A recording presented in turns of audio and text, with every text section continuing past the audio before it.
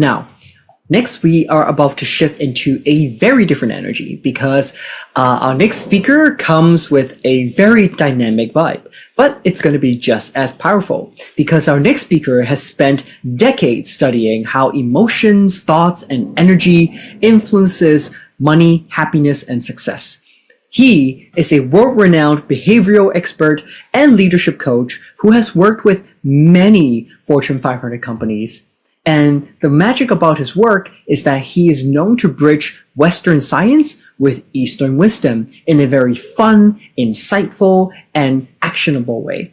And he is a fun person to listen to. So please welcome Avinash Ananda. Next guest is one of my brothers, and also he's my mentor and also a friend from so far, far away. He is a great leader in India. So I'll just have him come on the stage first, and then I'm going to impress all of you with his bio. So before I read his bio, please welcome Avinash Ananda. Yay, Avinash. Thank you so much. Thank you so much. Thank you, Ken. It's such a delight to be here with you. And you're a person who's spreading happiness all over the world. And I'm so happy and so honored to be here. Thank you so much. You're my teacher, so I'm your student, and you're my brother. And we have been such a, I feel very close to you. So, and I try to look like you, so I get the charisma. So that's what I want to do. But before we go into it, let's just blow people's mind away. So is it okay if I read your bio? Short one? Sure.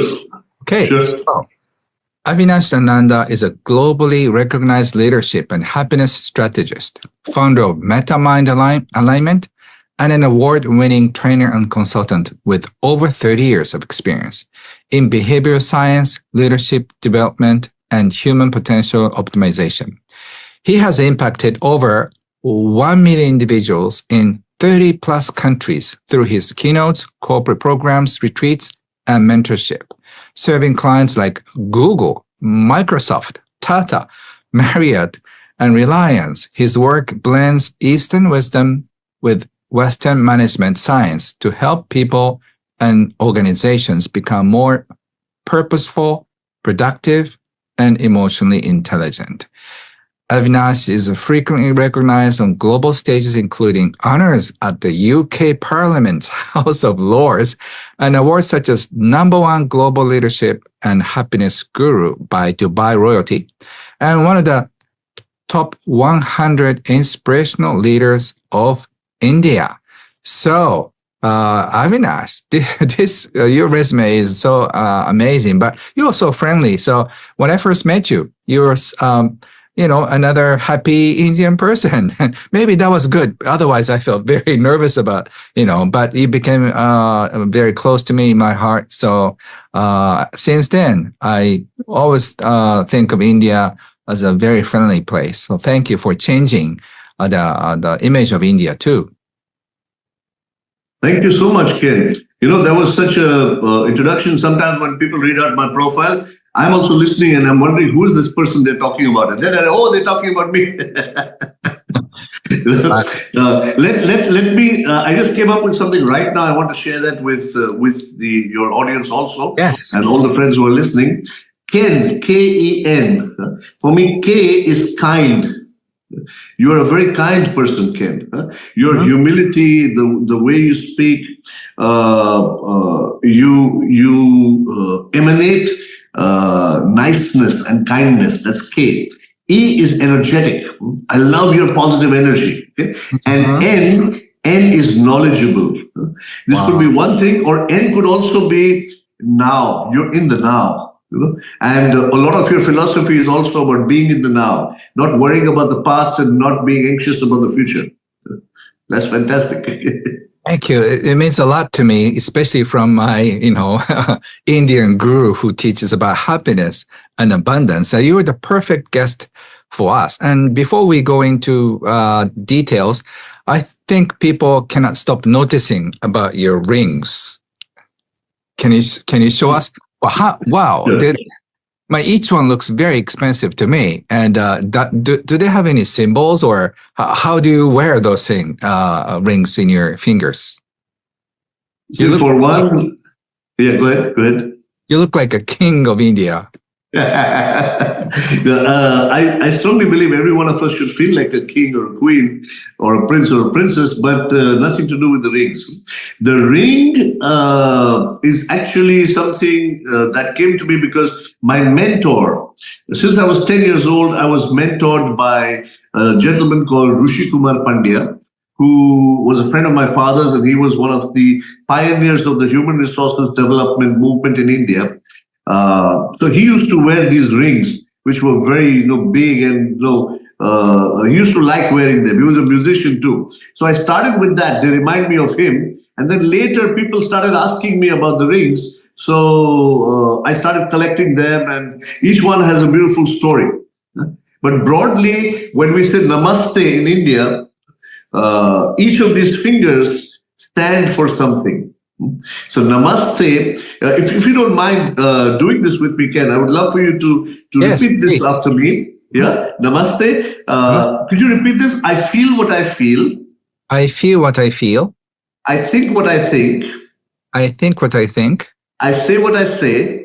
I say what I say. I do what I do. I do what I do. And I want what I want. And I want what I want. No? So we have wanting, feeling, thinking, saying, doing, and I don't have another finger, so I put it here, knowing. These are the faculties of the mind. And most people want something else, feel something else, think something else, say something else, do something else, so they're not integrated. The message that I have through the workshops that I do and the coaching that I do is to get aligned. So if we say, I feel what I think, I think what I say what I do, or I feel what I say what I think, or I think before I say, I do whatever I say, I do what I want. Now, even if you can't do what I do, at least you'll remember the rings. Yeah. I think people are overwhelmed and, like, wow, who's this guy? So and also thank you for the kind words. And I think the same words back to you. Like the second you showed up on the screen, people feel warmth and people feel relaxed and something exciting is going to happen. You're like a Harry Potter. You're like a Harry Potter movie, one of the characters who do magic to us. So let's go dive into this happiness and wealth.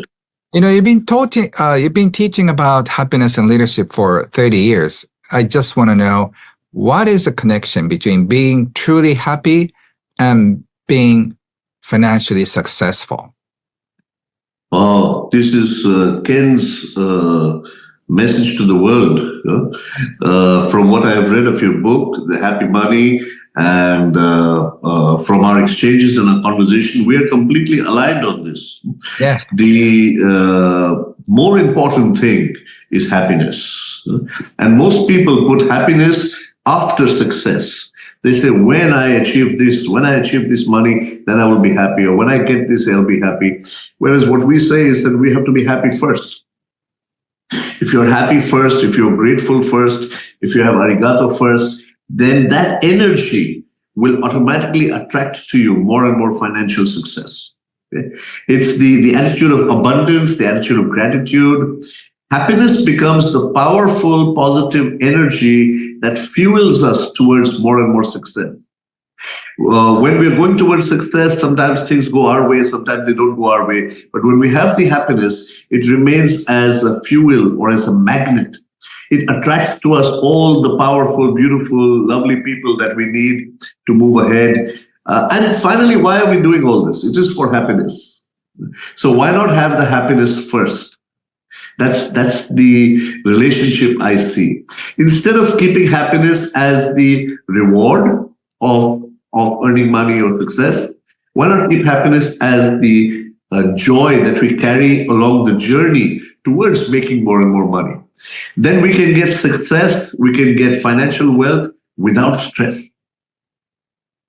I see. Wow. Thank you. Thank you so much. And you've been teaching corporate people So I've been only doing individual. What would be the difference between teaching corporate people and also individuals, like entrepreneurs? I think people are the same, essentially. See, I've been teaching from people from 30 countries, and 15 days in the month. I used to be in the eastern part of the world, and 15 days in a month in the western part of the world, mostly teaching people from corporate companies, including CEOs, people who built the company from scratch, some people who were very highly qualified, and people from different levels of management. And I found that although there are cultural differences, the cultural difference, one of them is this: people in the West are always asking me more about Eastern spirituality and asking me about finding inner peace. And people in the East are always asking me, how do you make money in America? And how can, so they're looking at the outer success, they're looking at inner success. Nobody's happy. So so while there are differences in culture, while there are differences in levels of experience and seniority in corporate world, all people are essentially the same. They all have a mind, and the mind is messed up. Okay? And the mind is always hungry for something they don't have. Okay? So they're different, but they're also similar in that sense. So I wanted to come up with something that will answer the questions of people from both sides of the world, regardless of what they're looking for. So we did a lot of research, and I have a team. We came up with an entire system called Meta-Mind Alignment, which is about happiness, but not a happiness by running away to the Himalayas or by just doing yoga or meditating, but happiness by living in the real world. How can you be happy while having a boss? How can you be happy while running a business? How can you be happy while having a wife or husband? How can you be happy? So how can you be a lotus? A lotus is the symbol of India, flower of India. Lotus in a muddy pond. So the pond may be muddy, it may not be perfect. Nothing is perfect. But despite things being imperfect, the lotus remains pure. The lotus remains happy in that sense. So how can we have some practical happiness and make it last, sustainable? That became the quest. So what I decided to do then about a year and a half ago, I was thinking, I've done all this corporate work. Should I retire? Or should I do something bigger? So I've trained only 1 million people so far without the internet. We need to take this to 1 billion now using technology also. What? So 1 billion? 1 billion. 1 billion kids. And we do together. See, I'm from India. Here we have numbers. Every 6 seconds a child is born. So numbers are no problem. Hi, my friends. Did you hear this? I've heard people saying like, I want to impact 1 million people. I've heard oftentimes, and then you have already done it. And then you said you want to impact 1 billion people. I don't know how many zeros it has in billions, but I'm so impressed. You're very kind, my friend. Very, very kind. With this mental health issues that are growing, the World Health Organization says that like you had the virus, the epidemic, the COVID, there is very soon going to be a mental health epidemic where every family in the world is going to have at least a minimum one person who has some mental health problems. This is terrible.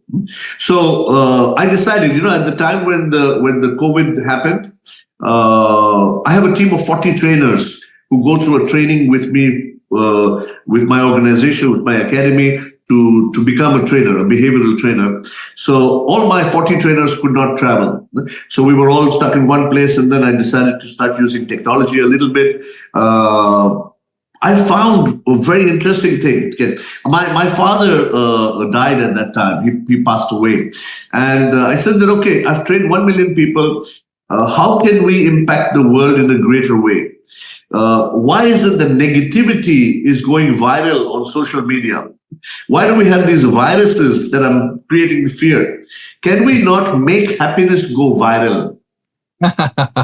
So that's the mission right now. Let's make happiness go viral. Wow. Amazing. And, a lot of people say that, but they don't know how to do it. They haven't have a good tracking record, but you do it. You have done it. So I can really see that you're going to do it. It's a coming together. It's a coming together of Ken and Avi. It's a coming together of people with similar vision or similar mission. And then there's the systems that we put into place. And I think it works beautifully with individuals like you, Ken, who are doing so much good in this world. When you keep yourself aside, we have this saying in India, Vasudeva Kutumbakam, which is a Sanskrit saying for the world is one family. Namaste actually means a coming together of recognizing the divinity in the other person and bowing to that divinity. So when everybody does something for me, we talk about AI, but we're talking about authentic I, myself. Okay, but can I include you? Okay, can we come together? The more we inclusion we're talking about, the more we include the other as part of I. A leader is not one who takes charge of people. A leader is one who takes care of those in his or her charge. So if we take care of you like I take care of I, we can make it happen.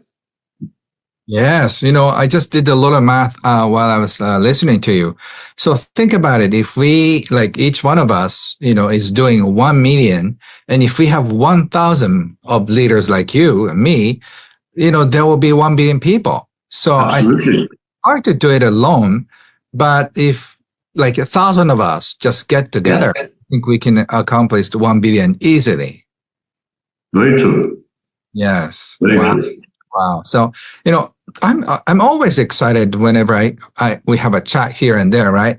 So what's amazing is that how come you have such great high vision? Were you like a very special child growing up?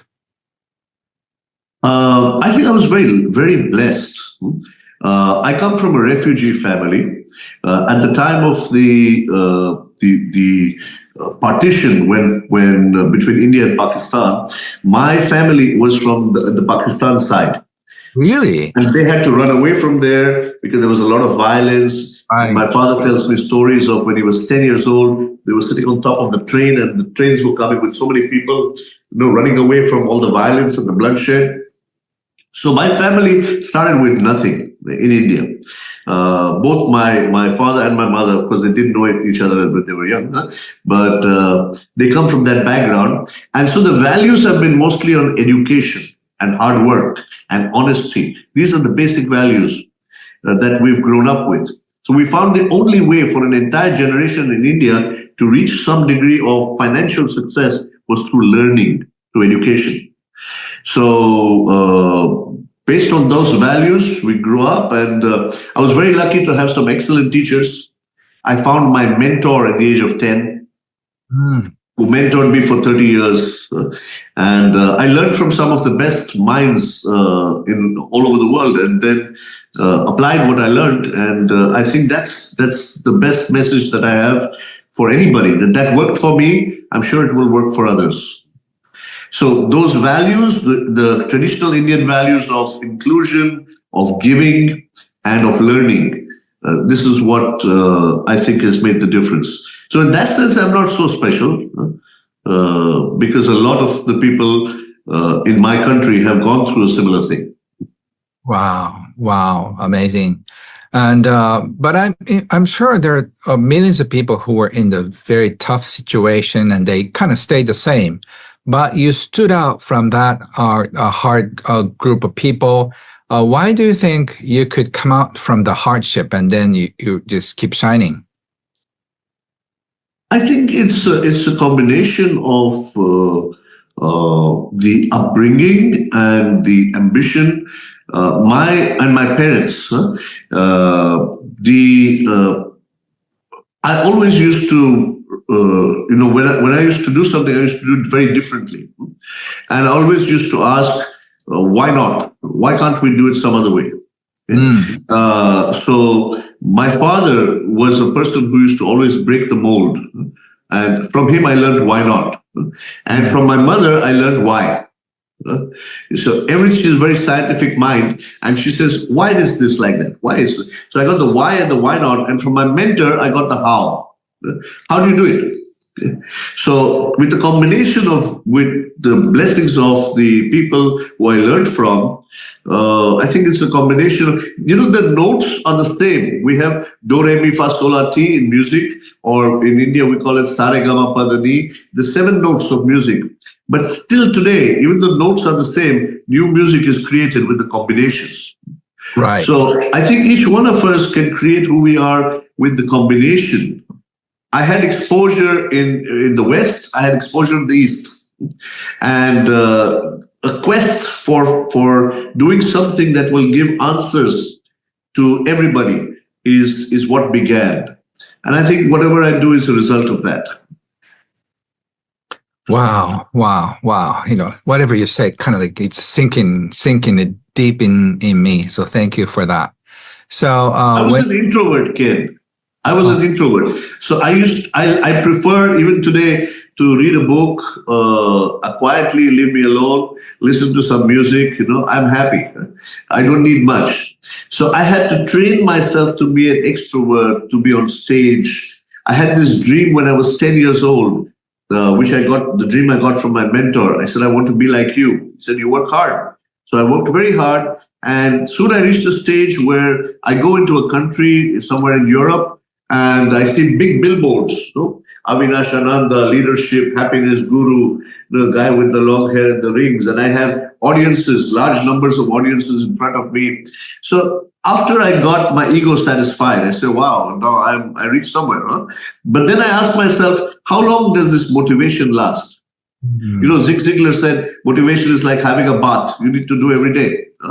So even though I'm talking to people, I'm motivating them, I'm feeling happy, I'm earning money, they're feeling happy. But does this last?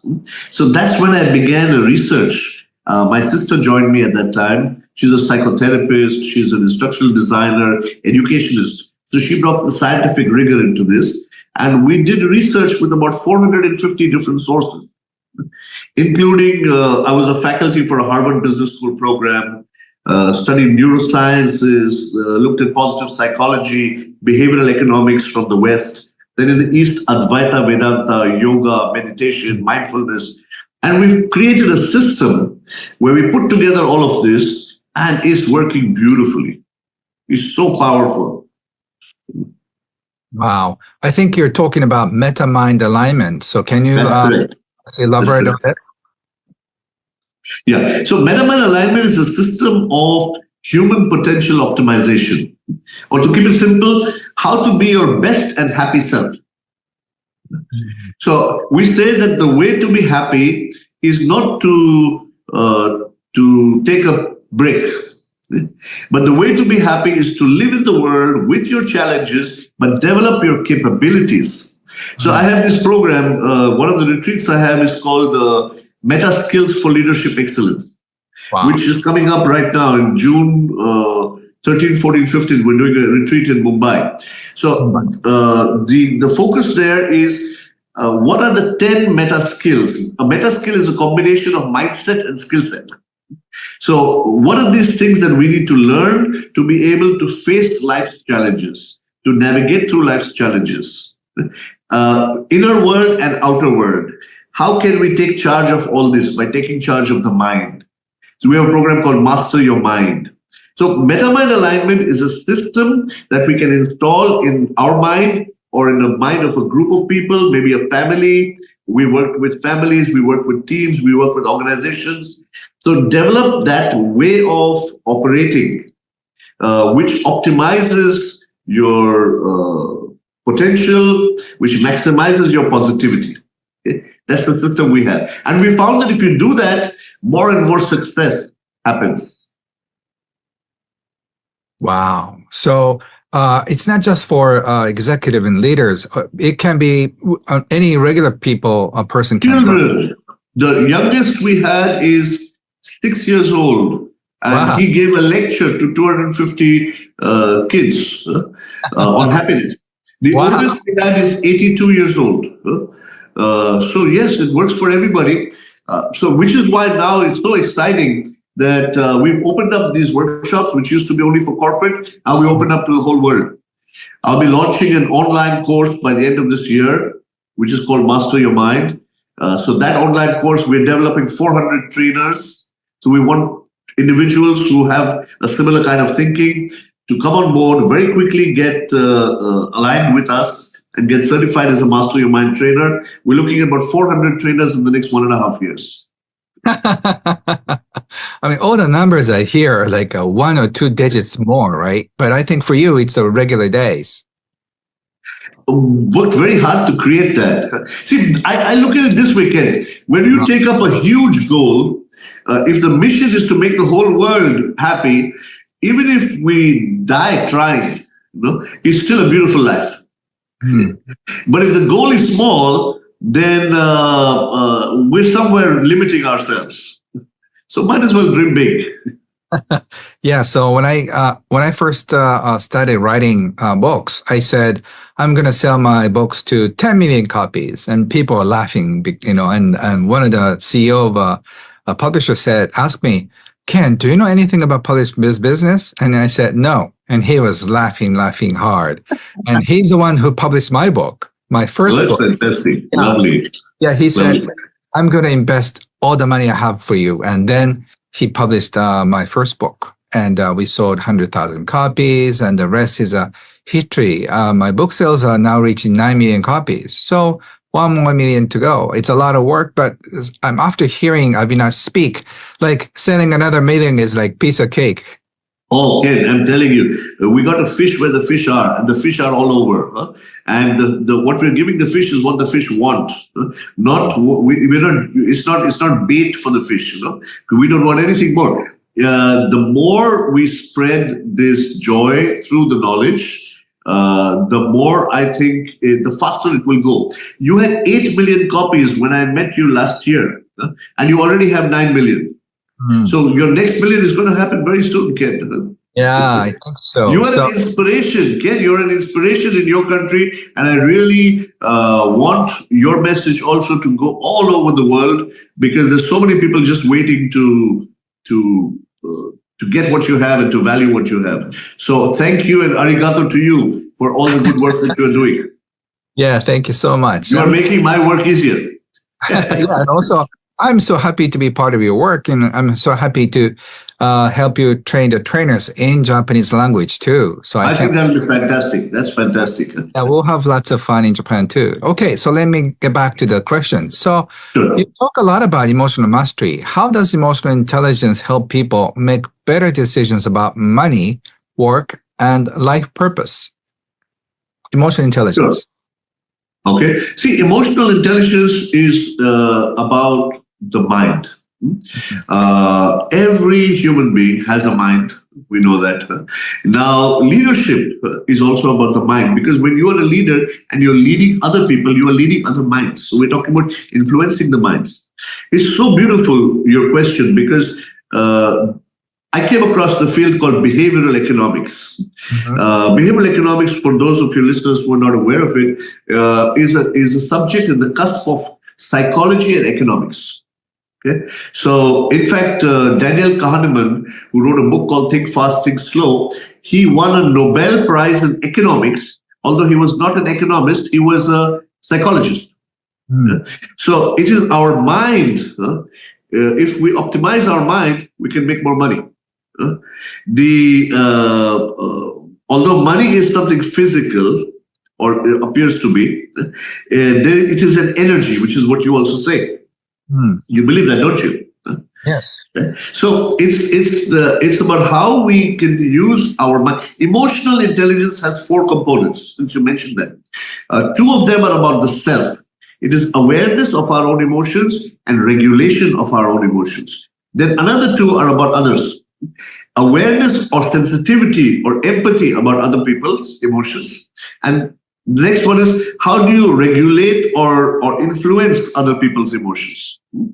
Okay. Now, all of these things, for example, are connected with every area of life, including the financial area. So I look at 6 areas of life, 3 inside and 3 outside. The inner areas of life, 3, are mind, body, spirit. The outer areas of life are work, love, and money. Okay. Why is money separate from work? Because there are a lot of people who work very hard but don't earn money. There are a lot of people who don't work so hard, but they earn money. There are different areas. Right? So getting knowledge about these areas is very important. Our inner world influences our outer world. So the better our mind, the more we master our mind, the more we fill our mind with the right kind of thoughts and use it well, the more money we can make. So the higher our emotional intelligence, the better we can deal with people around us, the better we can manage our own mind. Because if we don't manage our emotions well, the emotion it comes from Latin word immovere, which means to disturb. Emotions can disturb us. But emotion can also be emotion, energy in motion. So whether we want it to be energy or whether we want it to disturb, it depends on the quality of our emotional intelligence. So if we are going after money, but we're driving the car, but we have the handbrake on, this means that somewhere we are blocking ourselves. So which is why we need to do. I love your concept of money wounds. We have to heal from the money wounds, as Ken Honda, the famous Ken Honda says. So that is the answer to your question. You have the answer yourself, my friend. Yeah, thank you. Yeah. Your explanation is so deep, so I really appreciate you for that. That's great. Thank you so much. So the next question is, how can people bring more meaning into how they earn money and how they use their money so that wealth becomes a joyful experience and not just a number in the bank? Lovely question. I would, I have created these videos now because I wanted to make it like a Bollywood movie, the online course that we're creating. Wow. I'll share one scene with you from there and we'll connect it to your question. So in one small video, so we made these 5-minute, 6-minute videos with a learn journey, some questions they answer after that, made it into like a 4-month-long online course. So, first, we talk about happiness, then we talk about success. So I'm sharing with you very quickly one video. I come in a Rolls Royce. So we shot this in Dubai. It was very exciting. I come in a Rolls Royce. I get down from the Rolls Royce. I walk towards the camera, there's music playing, and then I say, what is success? Success is not like this Rolls Royce. So now I point to the Rolls Royce. Success is not about, buying buildings like the Burj Khalifa behind me. It's in Dubai. I say success comes first with happiness. By knowing yourself, having that positive energy, then you can use that energy to get more of all these other wealth. And then you enjoy the journey. So the example I give is like if you are walking towards the sun, it's just an example, an analogy, the shadow will follow because shadow is behind you. Okay? So going towards the sun is happiness, is about knowledge, self-awareness, being stable within yourself. The shadow is your wealth, your money, and everything else that you want. But if you turn your back towards the sun and you try running after the shadow, you will never catch it or you will be stressed. So keep your priorities right. The priority is your clarity, your self-awareness, you're enjoying the journey, your values. Then the money becomes more enjoyable. Otherwise, it just remains like a number in the bank.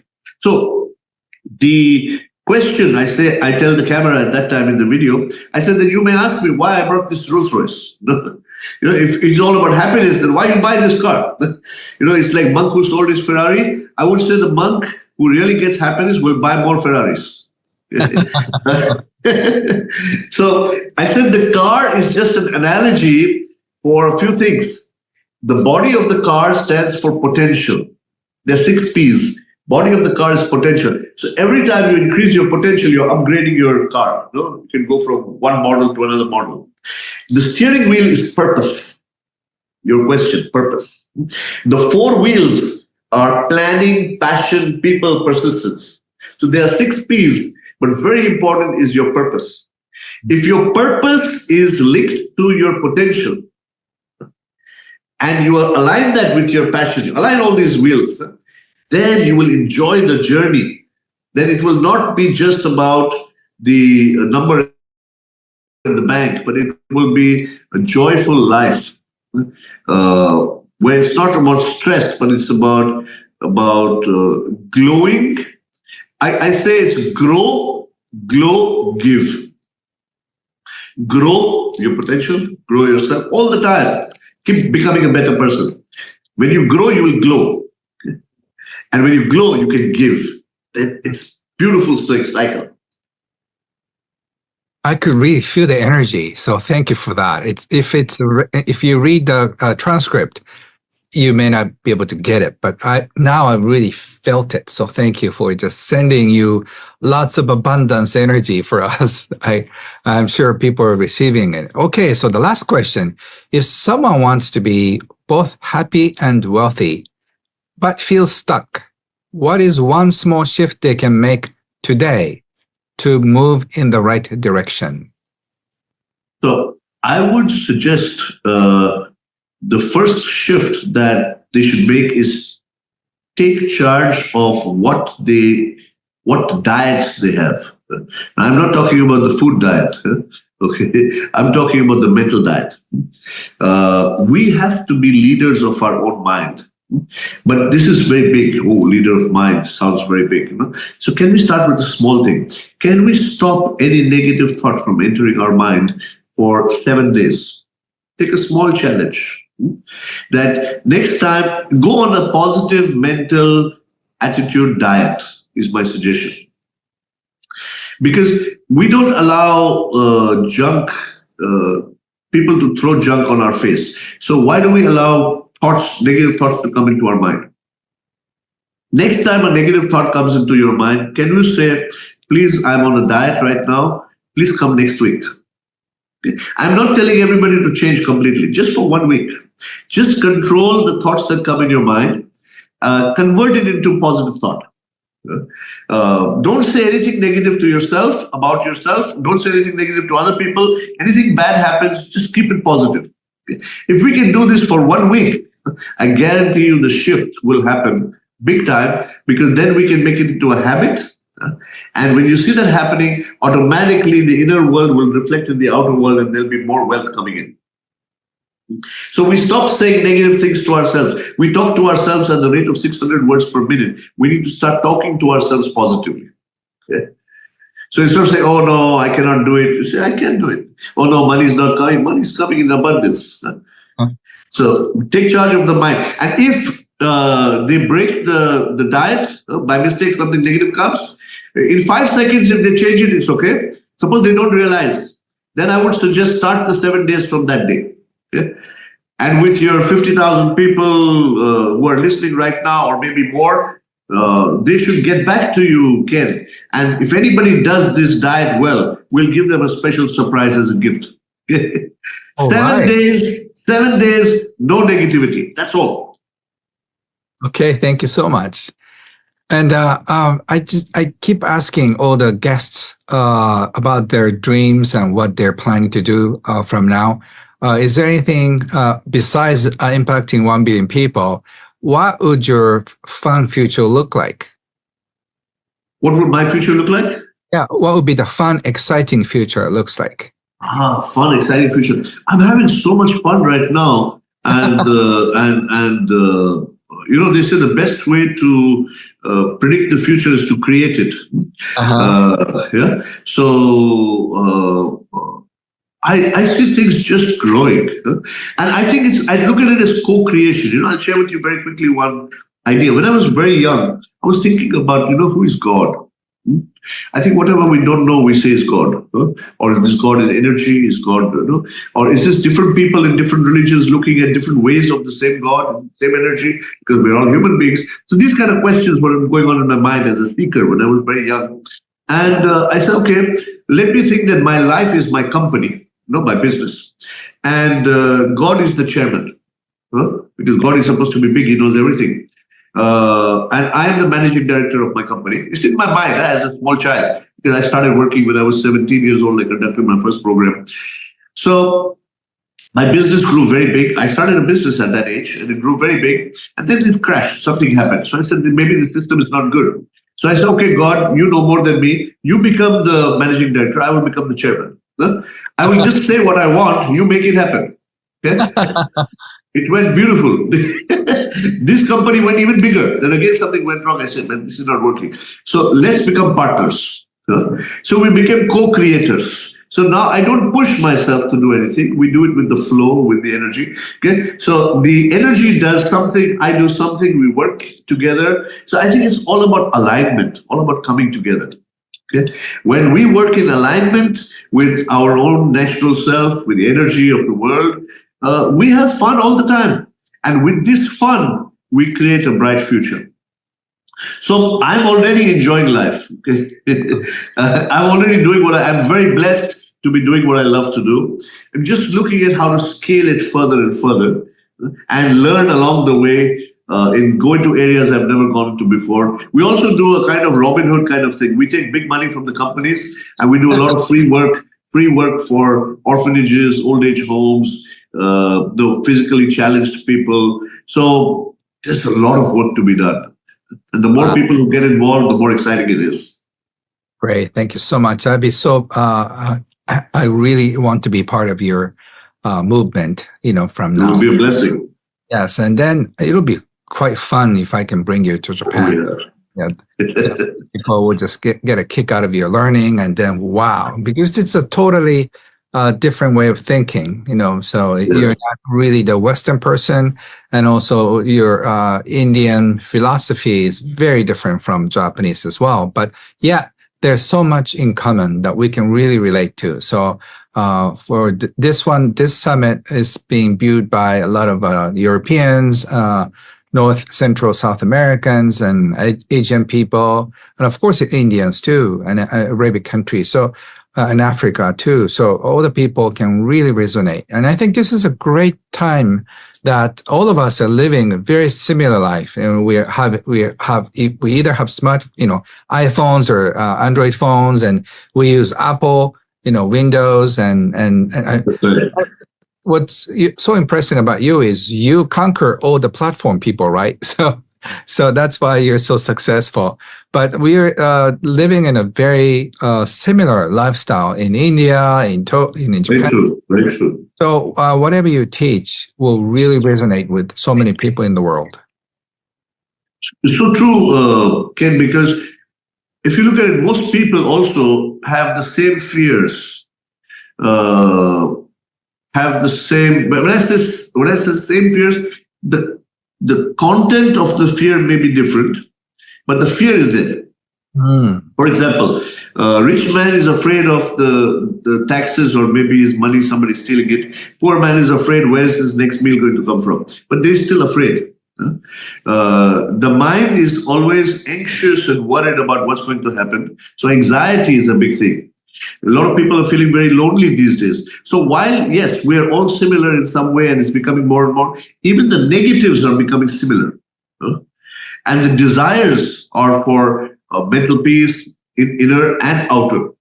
So because of the similarity, it's possible to create a similar kind of a solution, which I believe we have. So we're setting up franchise offices all over the world and taking on like-minded people, because I have a scalable way to help people without asking them to change their core beliefs. So you can still, like you said, a lot of what my philosophy sounds like is different from maybe Japanese or different from maybe European. But we look at commonalities, and we find that if they're based on scientific principles and if they're practical, people take it on and they use it. Everyone wants to be happy. So if we show them easy ways to be happy, people will take it on. Today, even a dentist is paid more if he is painless. So we have to make this learning as painless and enjoyable as possible. So there's a lot of jokes, a lot of activities, a lot of experiential learning that happens, not just talking. So it's very exciting. Yes, our time is almost up, but I want to invite you back, or we can do some things so we can go deeper about happiness and money, and especially before your online course, starts. I want to do some kind of promotional lecture together, because it's going to be impacting a lot of people in a very deep way. So I can really feel that today. So thank you so much for sharing your wisdom. Thank you so much. Thank you so much. Yeah. So is there lovely being with you, Ken. Yeah, me too. So is there any final words for all the viewers? The final words for the viewers, I would say, is, we have mind. We need to take charge of our mind. And there are three ways in which we can do that. We call this the meta mind, these three principles. These three ancient principles for activating the meta mind. And each of us has this. One is objectivity. Objectivity is, don't be so involved in something that you lose yourself and forget who you are. Even your thoughts are not you. You have thoughts. Be objective, be a witness. See things from a little distance, you'll be able to see clearer. Ownership. Ownership is, don't be just a spectator of life. Get involved and take charge to make things better. So it's not only about thinking everything will be okay. You have to also do certain things to make things better. So take ownership. Most people blame. Don't blame. Take responsibility, ownership. And the third is only love. Love others, involve others. Don't grow at the cost of others, but help others to grow. HELP, high energy level participation. If you have only love, you'll be more respectful. If you have ownership, you'll be more responsible. And if you have objectivity, you will be more truthful. With truth, responsibility, and love, I think the world can be conquered and our mind can be cleaned up. Wow. Whatever you're teaching is so simple and it's so easy to understand, yet it goes so deep energetically. So I'm just experiencing something so unique and I haven't really experienced before. So I'm sure people are just who are watching this can, feel the same way. So I know you're doing a lot of corporate work, but you're going to open up for individuals, entrepreneurs too, right? That's right. I've already started that. I've done about 4 retreats so far. These are small group mastermind sessions where people from all over the world, they come down to one location and they share the energy, they learn a lot, and we keep it as customized as possible, at the same time with an overall theme. So they go back and they can take this energy and use it for their lives, for their families, for their companies, or wherever they go back. Wow. I'd like to be definitely part of your mastermind in the future. So that'll be fantastic. Look forward to that. Okay. That'd be lovely. Yes. Thank you. So thank you so much, Avinash, and your contribution means a lot. And thank you for saying yes to this mastermind. And with such short notice, thank you for coming on board. So I really appreciate you and see you soon in person. Thank you so much. Look forward to that, kid. Appreciate it. Arigato. Bye-bye. Oh, Bye-bye. Arigato. Arigato. Bye-bye. Namaste. Wow, that was like a masterclass in success, in energetics, in emotional intelligence, all wrapped into one talk. Thank you so much, Avinash. And I love the fact that you iterated how money really doesn't come from hustle. We're transitioning away from the hustle culture right now, and people are more aware of the importance of alignment, of fulfillment, and of having actually a life that they want beyond just money. And it really comes from internal coherence and energetic alignment. So reminder that your thoughts, your emotions, and your words, they are all energy. Every single word that we say to ourselves and to the world is a frequency. So I'm very curious, everyone, what are some words that you want to shift starting today? What are some words that you no longer want to say to yourself? And what are some words that you want to start telling yourself every single day? I almost want to get a notebook and start writing all these, phrases that came to my mind as I was listening to Avinash and Ken's conversation. Very curious. Can you share in the chat?